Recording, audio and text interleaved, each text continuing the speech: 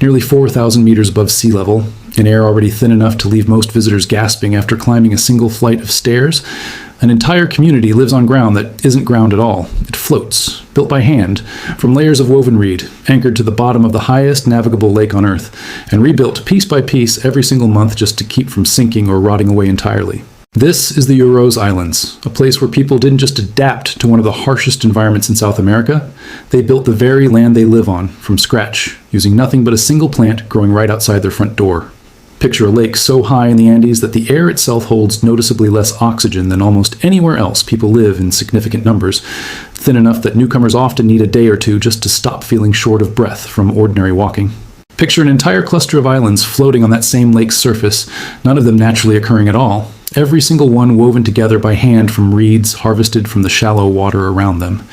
And picture a community that built this entire floating world specifically to escape more powerful enemies on land, choosing water and isolation over conquest, and somehow making that improbable choice work for centuries. How does a place like this actually function, day to day, when the ground beneath your feet is quite literally alive, decaying,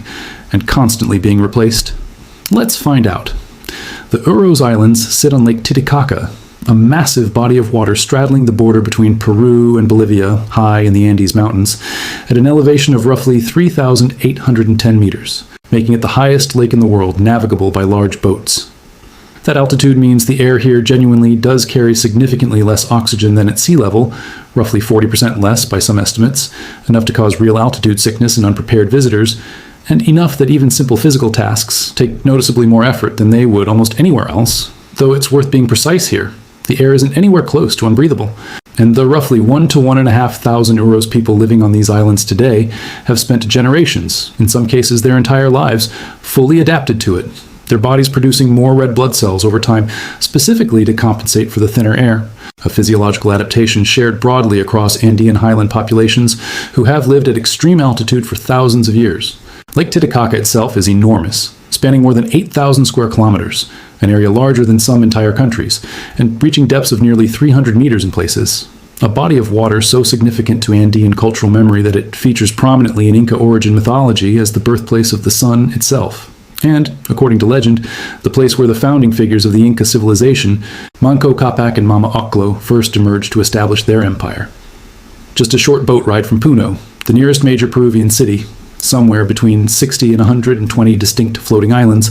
bob gently on the lake's surface at any given time, the exact count constantly shifting as new islands are built. Older ones gradually merge or break apart, and residents periodically relocate to larger, more stable platforms.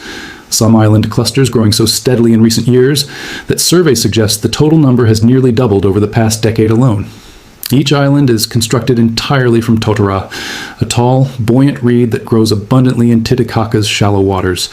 And understanding exactly how that construction works reveals just how much sustained physical effort goes into simply having somewhere to stand, effort that never really stops for as long as a family intends to keep calling a given island home.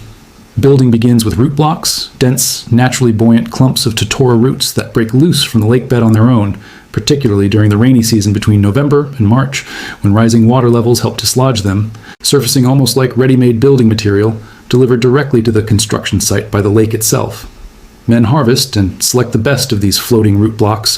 avoiding any stained with mud or soil that might cause them to sink too easily, cutting the reeds themselves with a scythe-like tool before leaving them to dry in the sun for several weeks, since properly dried totora holds together and resists rot far longer than reed used while still fresh and green. Once dried, the reeds are bundled and tied together, traditionally with rope made from twisted plant fiber, though modern nylon rope has increasingly replaced that older material in recent decades, simply because it holds up far longer against the elements than natural fiber ever could. Workers then lash the root blocks together into a solid, stable base that can measure a meter or more thick, anchoring the entire platform to the lake bed using ropes tied to sunken eucalyptus stakes to keep it from simply drifting away across the open lake. On top of that root foundation, workers stack layer after layer of dried totora reeds in a dense, crisscrossing pattern, building up a surface that feels distinctly soft and springy underfoot, giving slightly with every step in a way that visitors often describe as genuinely disorienting the first time they try to walk across it. An unmistakable constant reminder that the ground beneath them isn't ground at all. That construction is never really finished. Because the bottom layers of reed are constantly sitting in water, they slowly rot and decompose from below even as the island continues to float. Meaning, residents have to add fresh reed to the top of their island on an ongoing basis, simply to keep pace with that steady decay underneath, roughly once a month during the dry season and considerably more often, sometimes weekly, during the rainy months when moisture accelerates the rotting process. Increased foot traffic from a growing number of tourists compresses the reed surface further and speeds up that same decay, meaning islands hosting frequent visitors often require even more attentive, more frequent maintenance than those that remain quieter and less trafficked.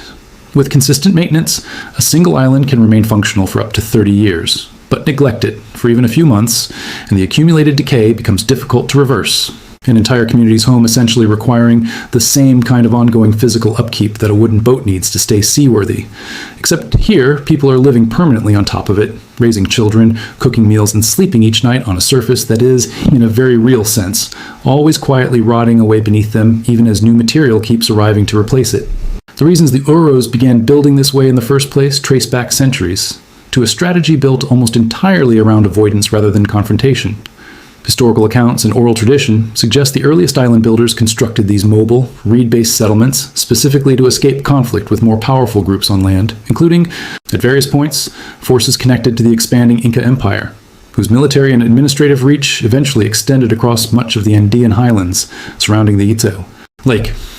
According to Uros oral tradition, the community considered itself among the original inhabitants of the lake and its waters, some accounts describing them as possessing black blood that made them immune to the cold, a piece of folklore that speaks less to literal biology and more to a deeply held sense of belonging and resilience tied specifically to this harsh, high-altitude environment. Because the islands could, in theory, be relocated to a different part of the vast lake if danger approached, building on water offered a kind of defensive flexibility no fixed settlement on solid ground could ever match. A community that could simply move itself, home and all, deeper into open water whenever circumstances demanded it.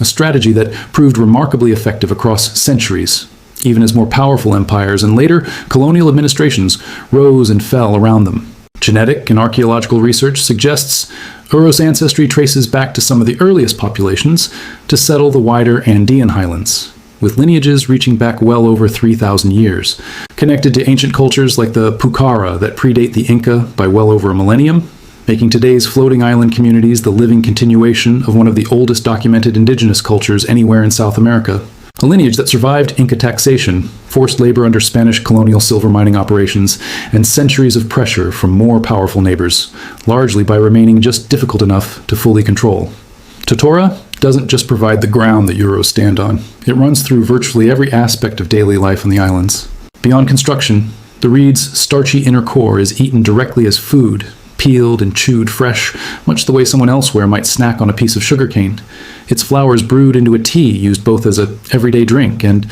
according to traditional practice, for various medicinal purposes, and its stalks woven into everything from traditional gondola-style boats, their curved, upswept prows instantly recognizable in photographs of the lake, to the walls and roofs of family homes, to handicrafts sold to the steady stream of visitors who now make up a significant part of the local economy. Traditional homes on the islands, also built almost entirely from reed, remain simple, single-room structures raised slightly above the island's main surface to keep the sleeping area drier. Though modern additions have crept in gradually over recent decades, solar panels now commonly mounted on rooftops to provide electricity for lighting, radios, and the occasional television. A genuinely striking juxtaposition of ancient building material and contemporary technology existing side by side on the exact same small floating platform. Fishing remains central to daily subsistence, along with hunting waterfowl and collecting eggs from the surrounding wetlands, the Uros keeping domesticated cormorants at times as working animals to help with fishing, trained birds diving to help drive fish toward wading nets while, somewhat charmingly, useless colonies of resident cats are kept specifically to control the mice that would otherwise threaten to gnaw through the delicate reed structures the entire community depends on. An entirely practical arrangement that has nonetheless become one of the small, unexpected details visitors find most memorable. A genuine casualty of centuries of pressure and gradual assimilation into surrounding Andean culture that scholars believe unfolded gradually over several centuries as intermarriage and trade with Aymara-speaking communities became increasingly common. Today, most residents speak Aymara as their primary language, alongside Quechua and Spanish, though small deliberate efforts have begun in recent years to document and revive whatever fragments of the original Uru language can still be recovered from historical records and elder memory. Linguists and community members working together to piece together vocabulary and grammar from scattered written accounts left behind by earlier visitors and missionaries, an uphill cultural preservation effort, not unlike the ongoing maintenance the islands themselves require, constant, effortful work simply to keep something valuable from quietly disappearing. Tourism has reshaped the Uros Islands considerably over the past few decades, and that transformation carries real, complicated trade-offs. Daily boat tours now bring a steady flow of visitors out from Puno, typically a 25 to 30-minute ride across the bay to walk across the springy reed surfaces, watch demonstrations of traditional island construction, and purchase hand-woven textiles and miniature reed boats directly from local families. Income that has become a genuinely significant part of how many island households now sustain themselves alongside fishing and traditional crafts. That economic shift has helped some islands modernize meaningfully, better boats, more reliable solar power, improved access to goods and services in nearby Puno, but it has also introduced tension between presenting an authentic, a functioning way of life and performing a version of island life specifically shaped around what visitors expect to see, residents sometimes donning traditional dress specifically for photographs or demonstrations they might not otherwise wear day to day. A balanced residents and community leaders continue navigating carefully rather than one that is ever fully settled. Some islands have leaned further into that tourism-driven model, building larger platforms specifically designed to host visitors comfortably, while others have deliberately limited outside access, prioritizing a quieter, more traditional daily rhythm over the additional income tourism might otherwise provide. A genuine diversity of approaches across what, from a distance, might look like a single uniform community. The surrounding waters and wetlands that make Uros life possible in the first place now fall under formal protection as part of the Titicaca National Reserve, safeguarding tens of thousands of hectares of reed beds that support dozens of bird species and numerous varieties of fish, an ecosystem the Uros have depended on directly for food, building material, home to some 60 recorded bird species and over a dozen native fish species, several found nowhere else outside the lake itself. In recent years, Peru's government has also moved to strengthen formal legal recognition of Uros communities as ancestral indigenous peoples, clarifying protections specifically tied to their distinctive lake-based way of life. An acknowledgement that this floating community deserves the same kind of legal standing typically reserved for indigenous groups living on more conventional, solid ground. None of this has made life on the Uros Islands simple or free of genuine hardship. The constant physical labor required just to keep an island from sinking or rotting away represents a level of ongoing maintenance work most people elsewhere in the world never have to think about at all, since for most communities, the ground itself is simply assumed rather than actively rebuilt month after month. Increased foot traffic from growing tourist numbers adds extra compression and wear to already fragile reed surfaces, accelerating the very decay residents are constantly working to outpace, a genuine tension between the income tourism provides and the physical toll it takes on the same fragile platforms that income depends on. Access to healthcare, formal education beyond the primary level, and other essential services still generally requires travel to Puno, a journey manageable in good weather but genuinely inconvenient and occasionally risky when the lake turns rough, since Titicaca's open water can shift from calm to genuinely dangerous with surprisingly little warning. And like many indigenous communities balancing tradition against modern economic pressure, younger Uros residents increasingly split their time between the islands and life in Puno, drawn by broader education and employment opportunities on land. Even as many families and children continue choosing to remain, keeping the total island population not just stable, but, according to some recent counts, genuinely growing in recent years, a trend community leaders point to as evidence that this floating way of life, however demanding, still holds real, lasting appeal for the generations inheriting it. What makes the Uros Islands so remarkable isn't simply that people figured out how to live on water using nothing but a reed growing in the shallows around them. It's that an entire community, faced with more powerful neighbors and no realistic way to compete for land on equal terms, decided instead to build an entirely new kind of ground altogether, one they could control completely, move if necessary, and maintain indefinitely through nothing but sustained collective effort passed down across dozens of generations. In an era when so much of the world assumes the land beneath our feet as an unchangeable given, the Uros have spent thousands of years proving that even the ground itself can be something a community builds, and rebuilds entirely on its own terms. If the Uros Islands' floating hand-built world surprised you, subscribe, because there are more communities out there who didn't just adapt to an impossible landscape, they built an entirely new one instead.